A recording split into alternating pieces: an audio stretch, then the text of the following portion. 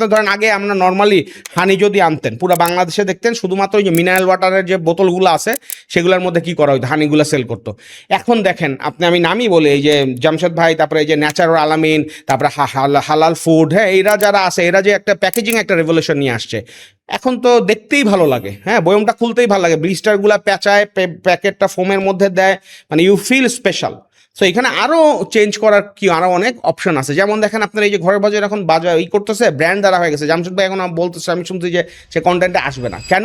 কারণ সে ব্যবসাটাকে একটা লেভেলে নিয়ে গেছে এবং কয়েকটা ব্যাকল্যাশ খাইছে, তার মনে হয়েছে যে তাকে নিজেকে ব্র্যান্ডিংয়ের স্পফে না রাখা, সে ব্র্যান্ডটাকে আলাদা করে দিছে। এবং আমি এখন দেখতেছি যেটা, যে আমি কোনো জায়গায় সরিষার তেল কিনতে গেলে ওইটাই কিনতেছি, বিকজ তার প্যাকেজিংটাও ডিফারেন্ট অ্যান্ড তার যে গ্যালনটা আছে এইটাও ইজ আ ডিফারেন্ট। সো সে সব জায়গায় কিন্তু সে ইনোভেশন আনছে, অ্যান্ড দেয়ার আর থিংস যে এটা রিফ্লেক্টেড হচ্ছে যে এটার পিছনে কেউ একজন চিন্তা করছে, সময় দিছে, তার জন্য এটা it has become a best option for the consumers. And সেই সাথে আমি প্যাকেজিংগুলো দেখতেছি, নাটস যে নিচ্ছি আমি অন্য জায়গা থেকে না দিয়ে 200 টাকা বেশি দিয়েও তার কাছ থেকে নিতেছি, বিকজ নাটসটা খাওয়ার পর আমি ক্যাশনার যখন ক্রিস্প কামড় দিতেছে এটা ক্রিস্প হয়ে যেতেছে। এগুলা কিন্তু আমি বলতেছি তার সাথে আমার আছে বা তারা পরিচিত, আমি কনজিউমার হিসেবে স্যাটিসফাইড। তাই সো ব্যবসাটা হইতে হবে এইরকম যে consumer has to be so satisfied যে কনজিউমারই আপনার স্টোরি সব জায়গায় কি করবে, বইলা বেড়াবে আর কি, এইটাই আর কি।